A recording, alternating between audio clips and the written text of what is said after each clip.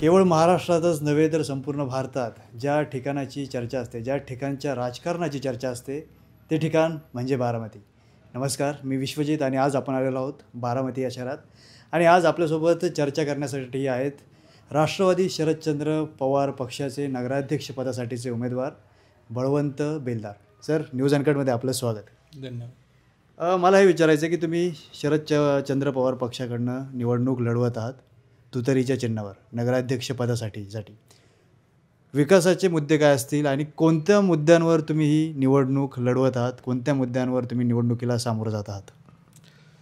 नक्कीच सध्याचा सगळ्यात महत्त्वाचा मुद्दा आहे की पायाभूत सुविधा. शहरात पायाभूत सुविधांचा खूप अभाव आहे. ठराविक भागाचा विकास होतो आहे, ठराविक लोकांचा विकास होतो आहे, पण सर्व लोकांचा विकास होत नाही आणि शहरातल्या सगळ्याच भागात विकास पोचत नाही.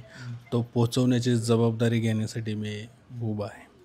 बारामती शहराविषयी बोलायचं झालं तर आमच्यापर्यंत म्हणजे बारामतीचे जे बाहेरचे लोक आहेत तर त्यांना बारामती म्हणजे एक विकसित शहर असं एक दाखवलं जातं किंवा आहे असं आमचाही समज आहे. मग पायाभूत सुविधांचा अभाव इथे देखील अजून पाहायला मिळतो.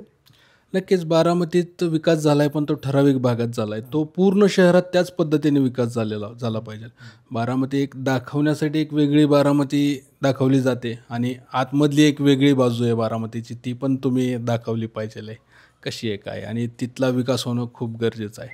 तिथं जास्तीत जास्त लोक, जवळपास 70% लोक त्या भागात राहतात. त्याच्यामुळं त्या विकासावर खूप लक्ष देणे गरजेचं आहे. तिथल्या लोकांना काय काय समस्या म्हणजे असे जे आहेत की जिथं विकास झालेला नाही आहे, तुम्ही जो आत्ता उल्लेख केला आहे, काय काय समस्या आहेत तिथल्या लोकांना आणि तुम्ही कशाप्रकारे तो भाग विकसित करणार आहात? सगळ्यात महत्त्वाचं म्हणजे स्वच्छता. तिथं स्वच्छतेची खूप गरज आहे. दुसरी मूलभूत सुविधा पाण्याची तिथं खूप अडचण आहे. आता जर आपण बघितलं तर ठराविक भागात 24 तास पाणी येतं, पण ठराविक भागात अर्धा तास किंवा 15 मिनिट पाणी येतं, ते पण कमी प्रेशरने पाणी येतं. त्याच्यामुळं ही जी समाजातली एक दरी आहे ती कुठंतरी संपण्याची गरज आहे आणि ती संपली पाहिजे. म्हणून आम्ही तिथं खूप चांगल्या प्रकारे प्रयत्न करून ती संपवण्याचा प्रयत्न करू. नक्कीच एक सर्वसमावेशक विकास व्हावा हे तुमचं धोरण असणार आहे. बारामतीचं जे आता आपण पाहतो की निवडणुकीचे अर्ज दाखल करण्यात आले तर अपक्षांनी देखील मोठ्या प्रमाणात या नगरपरिषदेसाठी अर्ज दाखल केलेत. यांचं आव्हान असणार आहे? नाही, सध्या तर बारामतीत अजितदादा आणि शरद पवार साहेबांचंच खूप मोठं एकमेकांसोबत आव्हान आहे. त्याच्या व्यतिरिक्त दुसरं कोणाचं आव्हान आहे असं मला काही वाटत नाही. मी त्याच प्रश्नाकडे येणार होतो.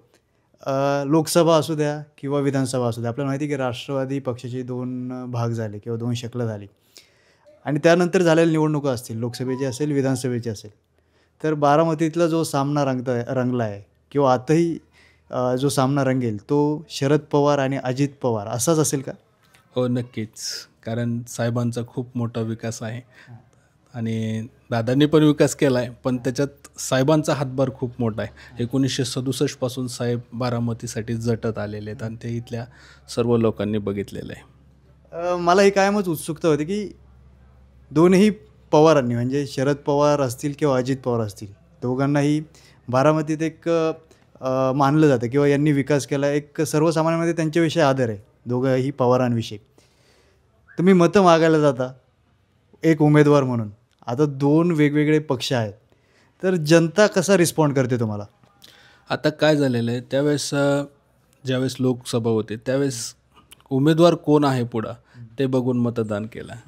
आता विधानसभेला पण लोकांनी तेच डोक्यात ठेवलं आणि आत्ता पण तेच आहे. आता जे सध्याचे नगराध्यक्षपदाचे उमेदवार आहेत पुढच्या पक्षाकडून, ते आता सध्या 6 वाजल्यापासून प्रचाराला सुरुवात करत आहेत. खरंच त्यांनी विकास केला असता आणि लोकांची कामं केली असती तर त्यांना 6 वाजल्यापासून उद्यानात जाणे, क्रिकेट खेळणे असे प्रकार करावे लागले नसते. त्याच्यामुळं लोक पुढचा उमेदवार कोण आहे ते बघून मतदान करतात आणि ठरवतात. बारामतीतील जनता खूप हुशार आहे. बारामतीचा सर्वसमावेशक विकास करणार असं धोरण ठेवूनच नगराध्यक्षपदासाठीचे उमेदवार बळवंत बेलदार हे निवडणुकीच्या रिंगणात उतरलेत. उमेदवार कोण आहे हे पाहून पक्ष वगैरे या गोष्टी तर आहेतच, पण उमेदवार पाहून बारामतीतील जनता, सुज्ञ जनता आगामी नगराध्यक्षपद निवडेल असं सरांनी विश्वास व्यक्त केला आहे. धन्यवाद. न्यूज अनकटमध्ये तुम्ही दिलखुलास अशी चर्चा केली त्याबद्दल आमच्या सगळ्या टीमकडून तुमचे आभार.